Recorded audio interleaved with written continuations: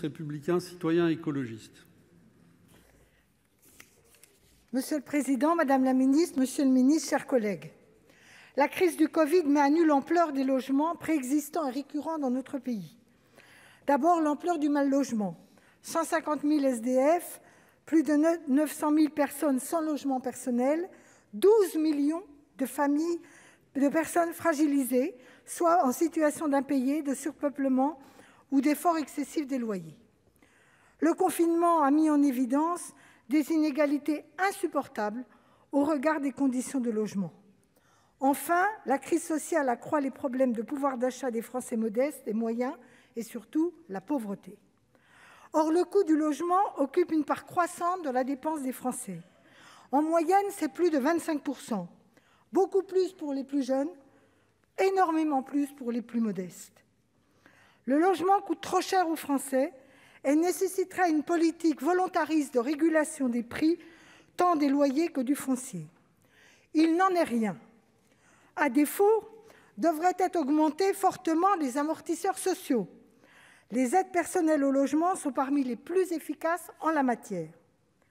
Depuis l'arrivée d'Emmanuel Macron et bien avant la crise du Covid, la pauvreté s'est accrue en France et les études montrent que le recul des APL constitue une des causes majeures. Si les Français n'ont pas vu les effets du ruissellement, beaucoup ont subi une douche froide. Notre groupe a déposé une PPL sur la revalorisation des APL et la suppression du mois de carence. Le Sénat l'a votée.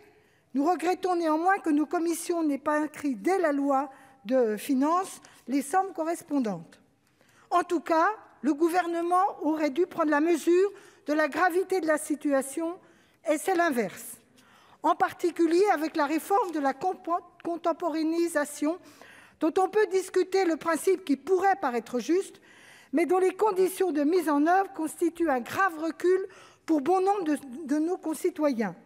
L'État va faire une économie de 750 millions d'euros, même en prenant en compte la dégradation des ressources liées à la crise. Ces 750 millions d'euros sont prélevés sur les familles modestes, c'est une véritable injustice. La baisse de la construction des logements neufs ne date pas de la crise. Elle est engagée dès 2017 et pour une large part la conséquence de choix gouvernementaux. La ponction opérée par le gouvernement sur les organismes HLM au travers de la RLS provoque une baisse de la production et la production de logements sociaux passera sous la barre des 100 000 cette année.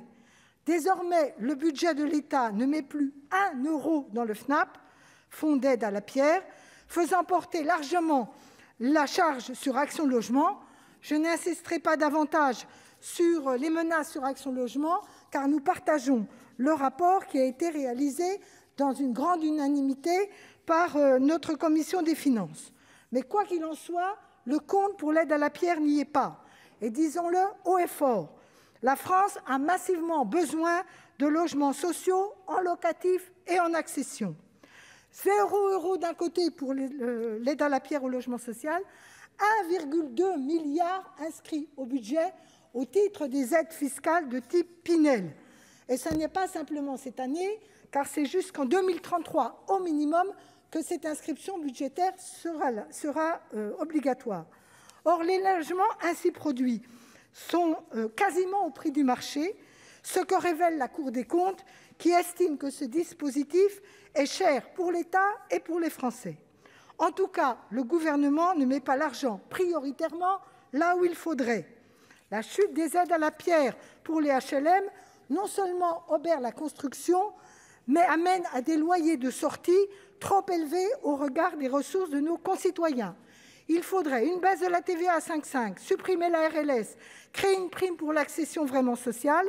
Tout cela, hélas, n'est pas dans le budget et nous défendrons des amendements en ce sens. Enfin, la situation exigerait une mobilisation sans précédent de l'État pour la politique de la ville et en direction des quartiers populaires que la crise percute de plein fouet, mais qui étaient déjà en terrible difficulté et trop négligés auparavant. Ils ont impérativement besoin d'investissements publics massifs, humains, éducatifs, de soutien à l'insertion, à l'emploi, aux initiatives citoyennes et associatives et économiques. Ils ont besoin d'un retour des services publics et un booster au renouvellement urbain. C'est ce que demandent les maires à travers l'appel qu'ils ont lancé il y a peu. Nous soutenons pleinement leurs revendications. Monsieur le ministre, madame la ministre, ils doivent être entendus. Les promesses qui leur sont faites doivent être vraiment tenues, en particulier le milliard du plan de relance. Et surtout, l'argent doit arriver réellement et vite sur le terrain. Cela changera. C'est d'ailleurs le sens de la proposition que nous avons faite de création d'un fonds spécifique de la ville, qui doit être géré souplement au plus près du terrain.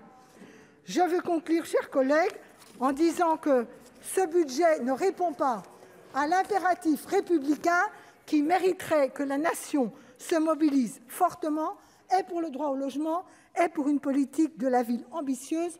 Le groupe CRCE ne votera donc pas ces budgets.